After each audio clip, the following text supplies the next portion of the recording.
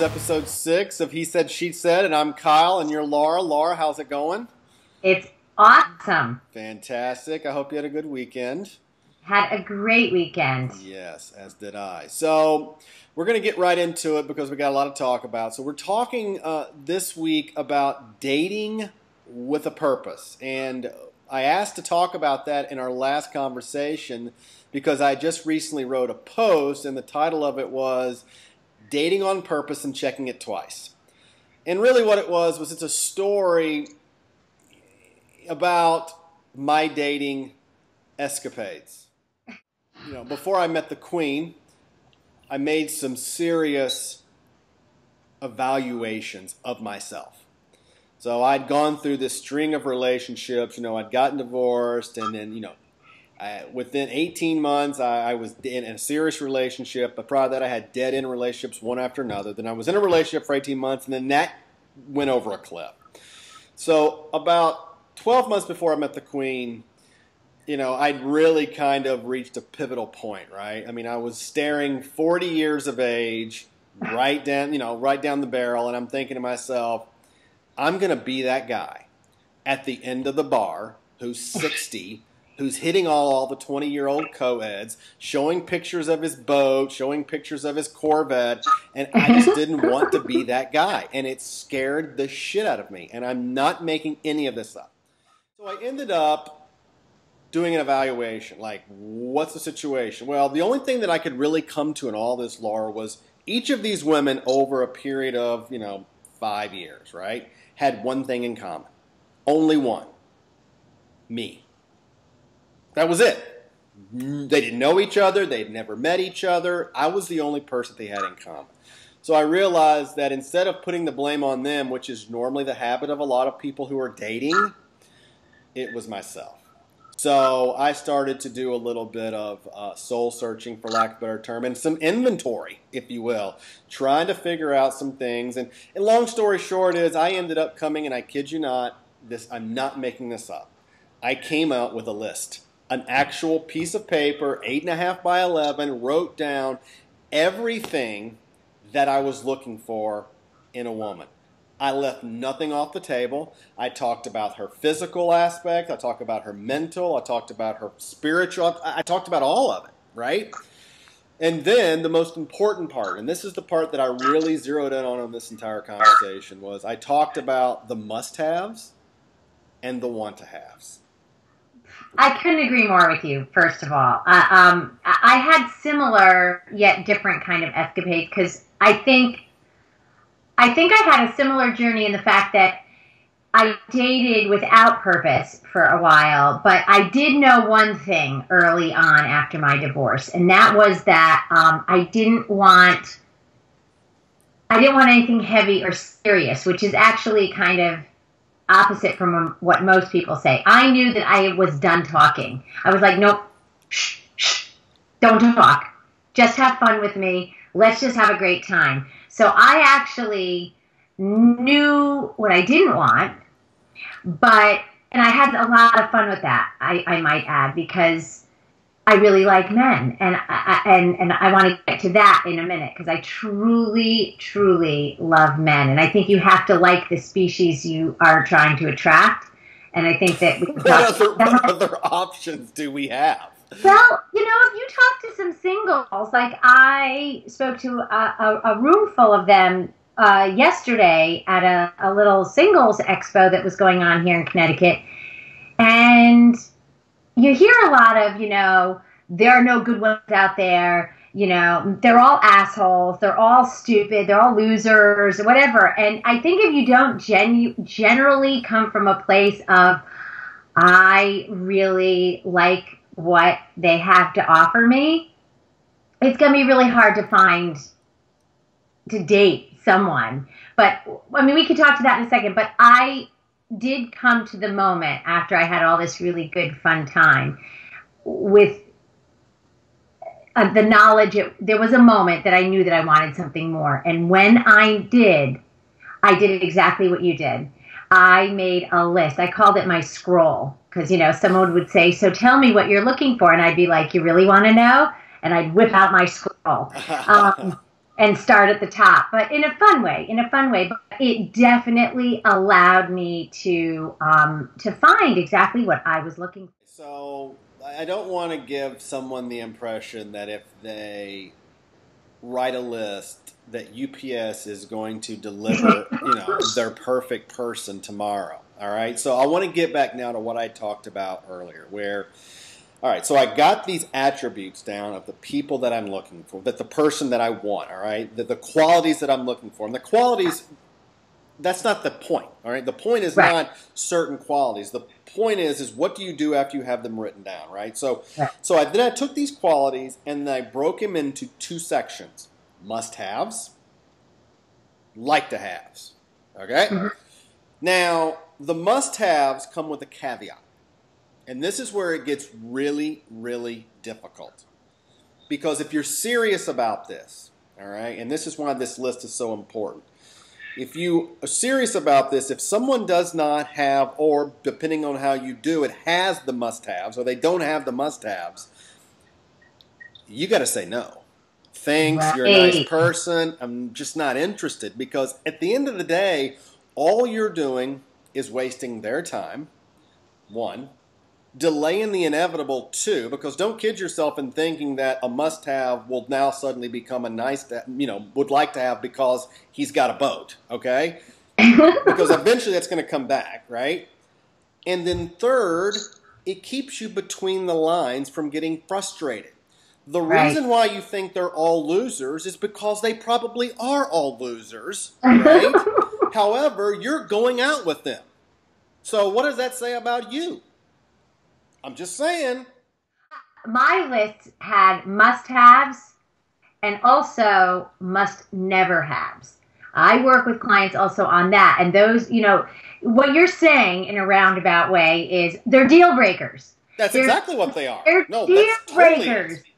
That is what they are. And you cannot, and I let's say it together, like you cannot go out with someone that doesn't have your must-haves or possesses your must-never-haves. You cannot do it and expect that that is going to magically transform into something spectacular. Now, someone will listen to this and call total bullshit on all we're saying. And so this is the question that I would ask them. Think back to the last relationship you had that was just really heartbreaking, all right? It's a tender spot. And I'm willing to bet good money that you say to yourself, right, he or she, whoever it was, the issue that broke the relationship off, if you do this list, that person fell into that category. Either they didn't have a must-have or they had a must-not-have. Here's the thing. Here's what I'd ask you, because I think that the problem, there's twofold. One is making the right list, and one is honoring it.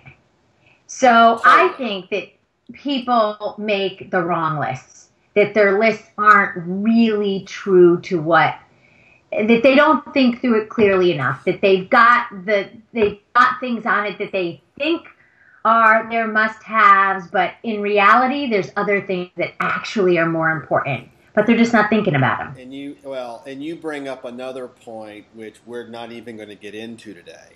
Okay. You really can't make your list until you're right with yourself. That's right. So, to your point, the rest of it is complete garbage, because you could be out in left field right now and make a list, and when you're finally centered at some point, right, emotionally, whatever, you're going to look at that list and be like, what the hell was that? What was I thinking? How many of us have dated someone and said, what was I thinking? Right? We've all said that at some point. Totally. Right? Perfect example of what we're talking about here. So you're right. You got to be right with yourself. You got to understand what you're looking for. You got to understand who you are as a person so that you can then drive what those values, those must-haves or must-not-have values are. Otherwise, you're going to end up in the exact same place as you were before. The second point you made was absolutely dead on. You can have the best list in the world. You can be absolutely centered. I'm right on top of things. But if you're not willing to hold to the list, right? What's the point of having it, right? Those people that you're talking about almost exclusively, and I'm going to call the women out because I think more often than not it's coming from them. They're the ones that talk about how there's no good guys out there. Guys are losers. They're this and they're that and so forth. And it goes back to what I originally talked about when we started. The only thing those guys have in common is you. I'm sorry. We got to take responsibility. If we're dating losers, if every guy that we meet is a loser, I'm just calling it like it is, and you know that's right. So let me ask you a question then. So let's just, for shits and giggles, let's just say we've all got our list. Everybody's out there, you've got your list. It's a good list. You got a good list. When do you recommend sharing your list? I'll tell you when the Queen and I shared ours. We were together for roughly 3 to 6 months. At that point, people can't hold. You know, I wrote a post once called 90 Days. You know, people cannot hold up. They cannot hold a facade for more than about 3 months. After the third month, you know, he's going to leave the toilet seat up. You know, she's going to do something. You know, fart in the bed or whatever the case may be, and the real people are going to come out, right? And if you can make it past the first 90 days, you stand a better chance than before. So, you know, we did it about 3 to 6 months afterwards. And it was shocking because the deal was she had created her own, and I did not know this, okay, beforehand. She had created her own, and when we shared what was on them, the most shocking thing was not that we shared our list, but that how many of the things that she was looking for I possessed, and vice versa. So what do you think kept you going for the first 90 days? Like what, just the sheer, you know, woohoo of it? You've met her, all right? So, I mean, the first, it's always new. I mean, let's be honest, okay, Laura? I mean, the first 90 days, most of us would date a serial killer, all right? We would. The butterflies are there. We're texting each other 47 times a minute, all right? And it's just rainbows and butterflies. Well, eventually that will all wear off. We know that, right? Even the most, you know, lovey-dovey relationship eventually will come back down to the ground level. So that's why that list, once again, is important because, oh my God, this guy's cute and he's texting me all the time, or she's really hot and she really wants to go out, and all of a sudden that list keeps getting pushed back. I cannot find who said it. I don't know, but it was one of the best quotes ever. Dating is one of the most misleading times in our life. Mm-hmm. The entire process is spent trying to prove to the other person we're something we're not. Oh. Ouch. It's true. It is really true. And you know it. Too much of it happens, especially in this culture now where we're just casually dating.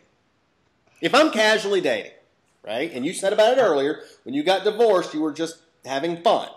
That's casual dating, right? But yes, but here's the caveat. I was really clear about that.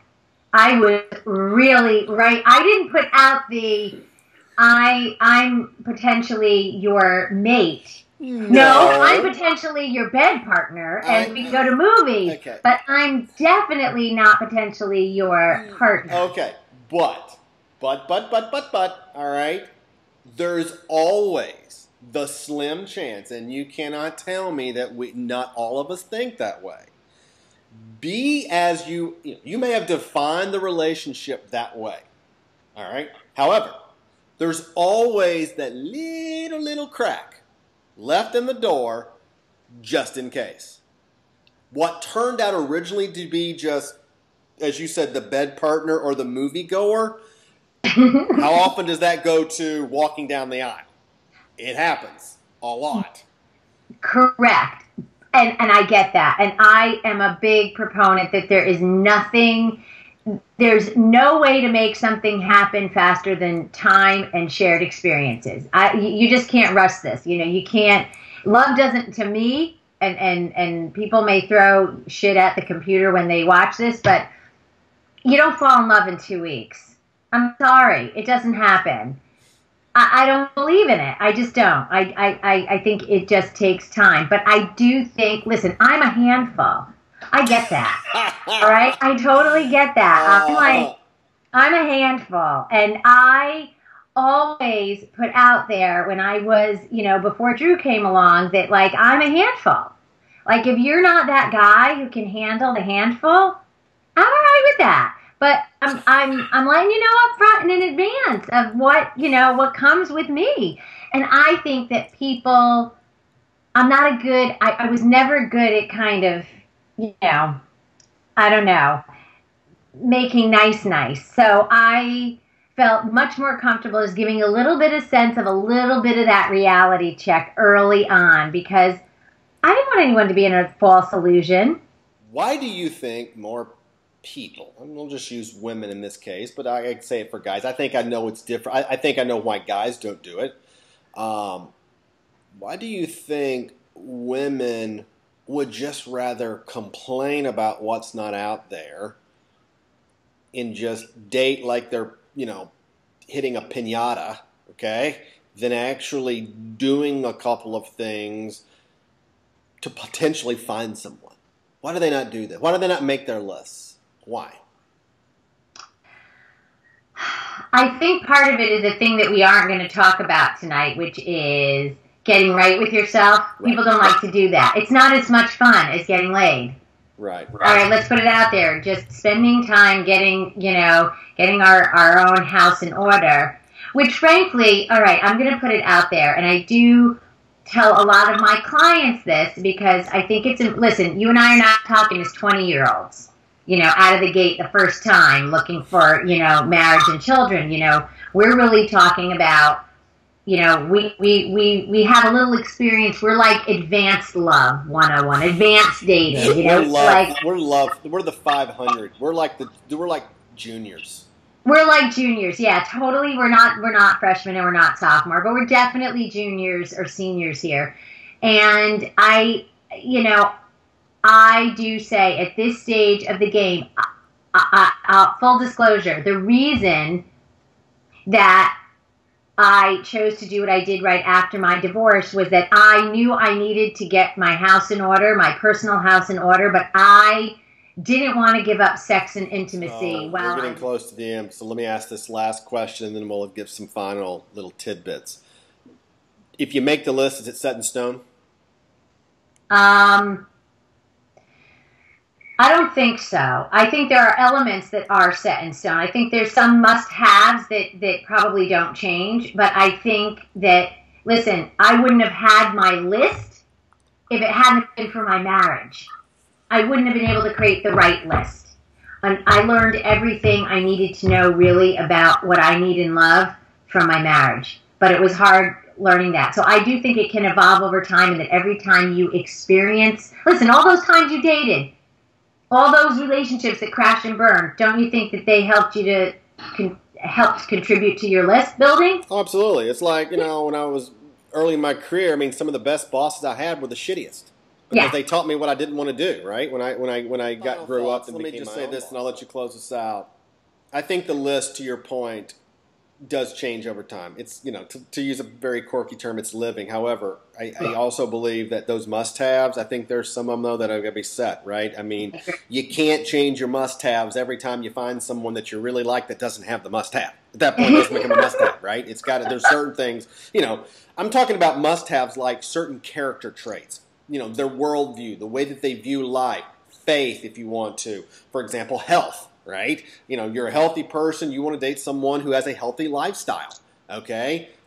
That can change over time, but if that's one of your must-haves, I understand. Right? Yep, I agree. And then at the end of the day, you got to stick with it. And it should not be something that you do over a glass of Merlot. Okay? This is something that needs to take a lot of serious thought. Talk to family, talk to friends, figure some, especially the must-haves, because like I said, the must-haves are going to be the deal, right? If this person doesn't have them or they have the must-not-haves, then you got to be willing to say, thanks, but no thanks. Because at the end of the day, the only other person you're the only thing all these loser people that you've gone out with has in common. More, you got to stop at some point, and you got to look at what you're bringing to the table and do the hard work. And it is hard work, but You and I think we're walking examples of how it does work when it's done with intention and purpose. The list is not to find the right person as much as it is to keep you from the wrong person. Amen. So, and we say hallelujah. We never have enough time, do we? So, all right. Until next time, we'll talk about it. I think we're going to change gears next time. We'll let's talk a little bit between now and our next one. Let's do something about co-parenting. Yeah, I was thinking. Okay. I was thinking to say it's a good topic for me right now. Actually. All right. So then you make up the topic next week. Okay. See you later, Laura. Have a good week. Good night, everyone. Bye.